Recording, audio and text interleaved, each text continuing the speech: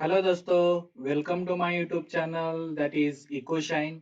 अगर आप इस चैनल पर नए हो तो subscribe my channel and press the side bell icon.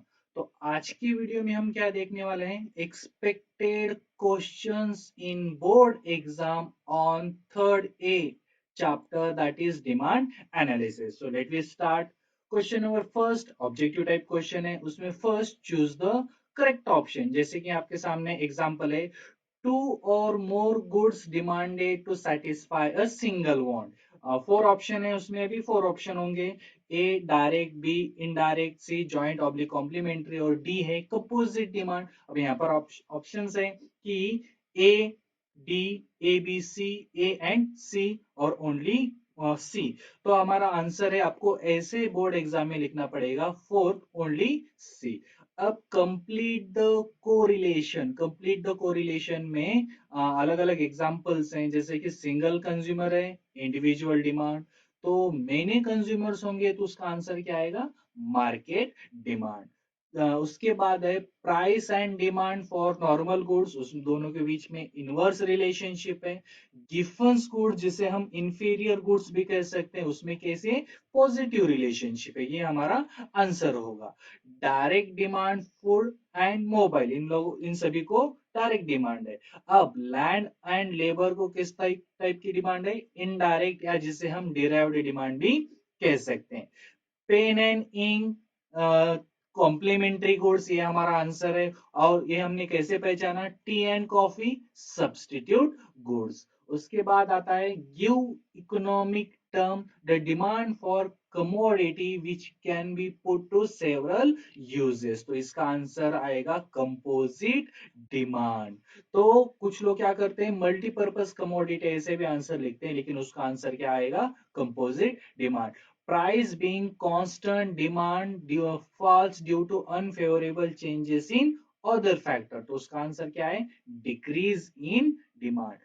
ये तो सबसे आसान है। A desire which is back by willingness to purchase and ability to pay, the answer is demand. अब उसके बाद है find the odd word out. Odd word out में हम क्या देखेंगे, the types of demand. Individual demand है, direct demand है, कॉम्पिटिटिव डिमांड है और कॉम्प्लीमेंट्री डिमांड है। तो हमारा आंसर क्या आएगा, इंडिविजुअल डिमांड।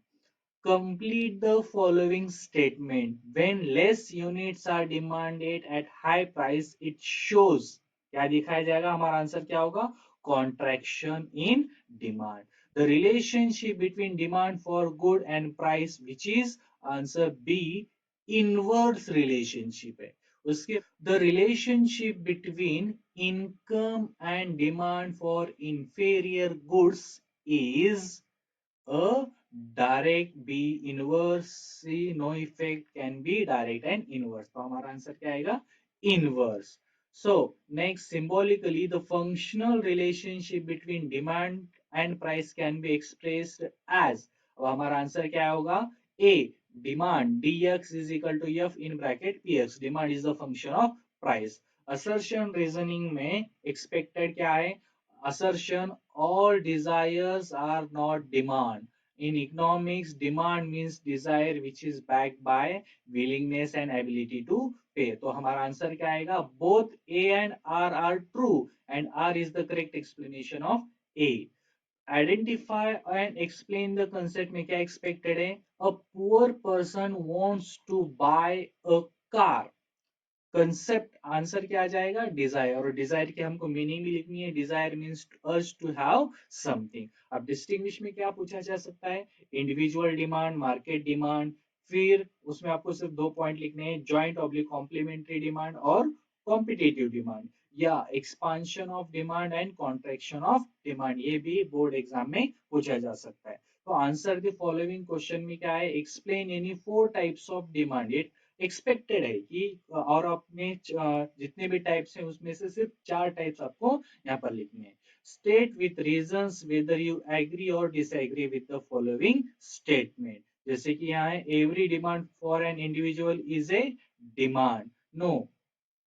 अब यहाँ पर क्या है, every desire for an individual is a demand. तो गलती से हो गया है कि डिमांड यानी डिजायर है, तो Dzire for an individual is a demand, तो ये स्टेटमेंट डिसएग्री हो जाएगा। आपको यहाँ पे रीजंस लिखने हैं, जैसे कि desire means wish of an individual to acquire a commodity, सब आपको 4 से 5 रीजन यहाँ पर लिखने पड़ेंगे।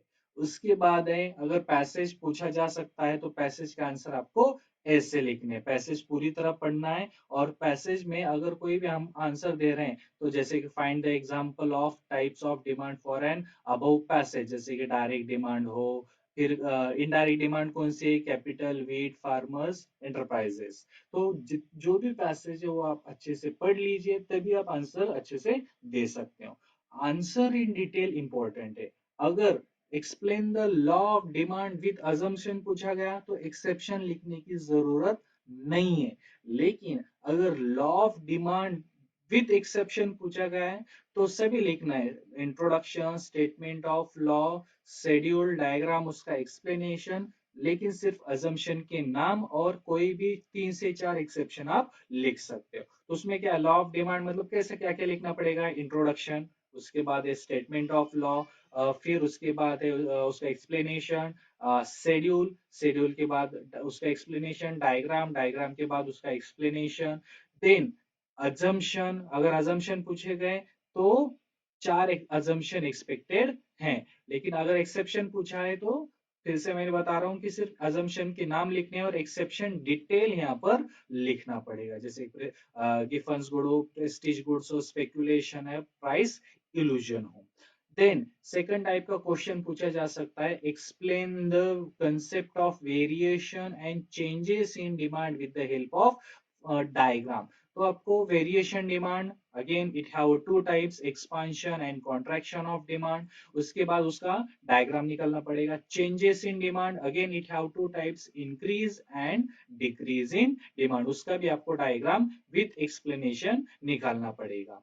तो इतने सारे क्वेश्चन डिमांड एनालिसिस इस चैप्टर पर पूछे जा सकते हैं। आज के वीडियो में इतना ही। Thank you.